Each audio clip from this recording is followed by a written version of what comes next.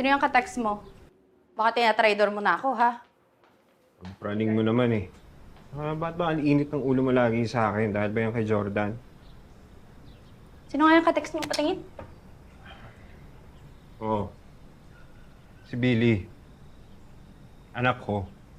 Pamangkin mo. Oo. Dalaga na siya. Kung hindi mo na itatanong. Kamusta naman siya? Hindi ka ba niya hinahanap? Natural, hinahanap niya ako. Pero alam naman niya lahat ng ginagawa ko. Kaya nga, iniwan ko siya sa mas ligtas na lugar. Mas tigtas naman sa mga tigakuta mo. Di ka ba naawa sa anak mo? Babaeng tao nun, tapos diyan mo lang iniiwan. Anong klaseng buhay yung kinalakihan niya dun? Uy, bakit? Kanino ko siya iiwan? Dito? Sa'yo?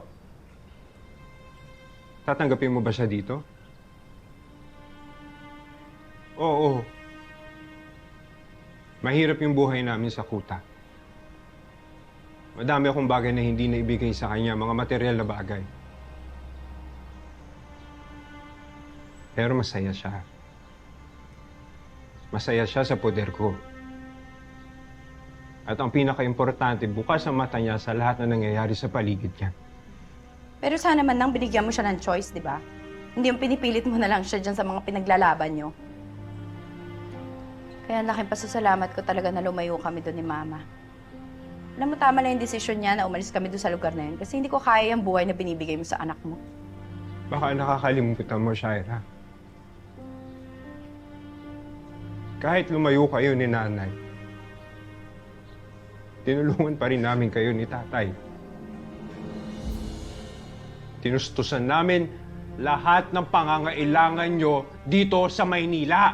Ang kapal na mukha mo! Huwag na huwag mo ako susumbatan ng ganyan dahil alam mo kulang yon.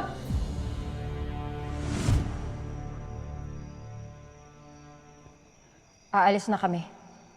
Walang kinabukasan ng mga bata rito. Alam mo ang buhay na pinili natin, Maya. Tapos nagbabago ang isip mo ngayon? Dahil lumalaki na yung mga bata. Pinahawak mo na ng baril si Leon. Tapos ano? Isusunod mo si Shaira? Nung tayo pa lang, ayos pa lang. Pero hindi, ayoko na ganitong buhay para sa kanila. Shaira, tara na. Nasaan ang mga gamit mo? Ayoko pong umalis dito, Nay. Hindi kita iiwan dito. Halika na, anak. Halika na. Sama ka na, Leon. Halika na. Huwag mong pilitin ang bata kung ayaw niya! Kuya, ano ba? Sabi ni Nanay, mas maganda doon sa Maynila, Kuya. Halika na! Halika na, anak. Hindi ko po iiwan si Tatay. Kawawa naman po siya pag umalis tayong lahat.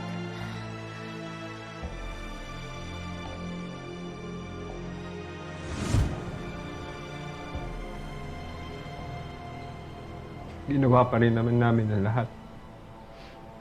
Para makabawi sa'yo, Shai. Kahit nawala na si Nanay, ginawa pa rin namin ang lahat. Tinulungan pa nga kita para makuha yung Jordan na yan. Ayoko sumama sa'yo! Jordan! Dito ako! Sila dito! Tama na. Halika na!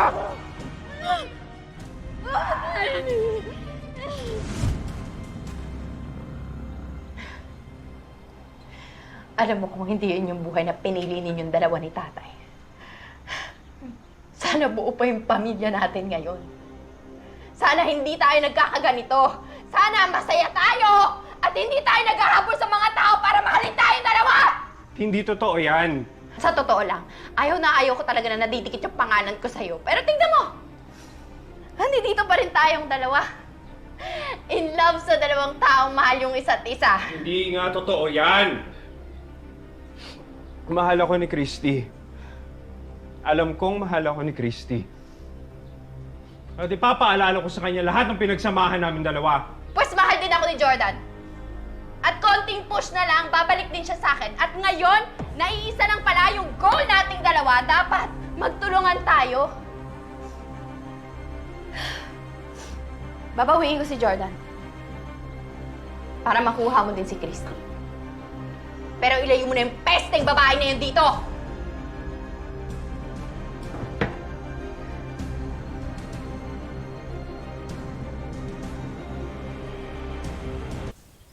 Ano yun?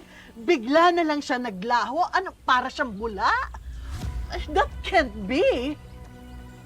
Mama, tinik si Leon. Kasama sa training sa Kalasagang Pagtakas. Sinuwido namin buong paligid ng hotel. Dahil po sa injury niya, pinabantayan na namin ng mga ospital at klinik. Pero wala pong report ng gunshot victim. Baka naman meron siyang kakilala dito na malapit nakatira dito, kaibigan, kamag-anak, o kaya, hindi ko alam, baka doon siya tumutuloy. Kaya ho kami nagpunta rito, ma'am.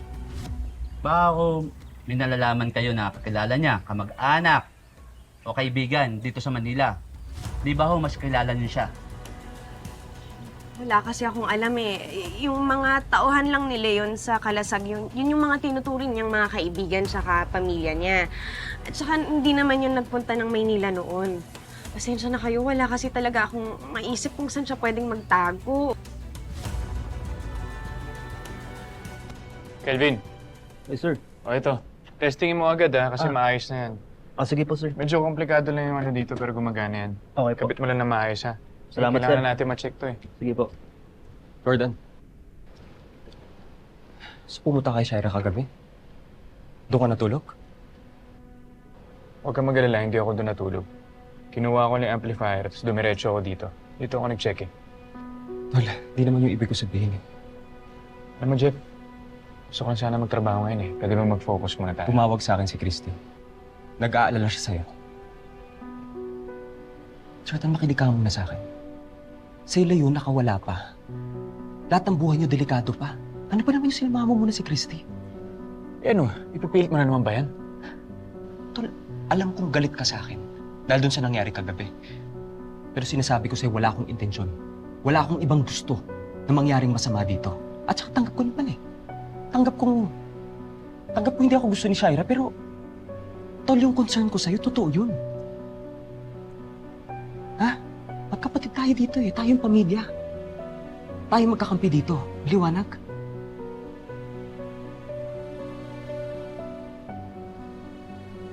Mula ngayon, lahat ng desisyon mo, respetuhin ko. Suportahan kita. Ano yan?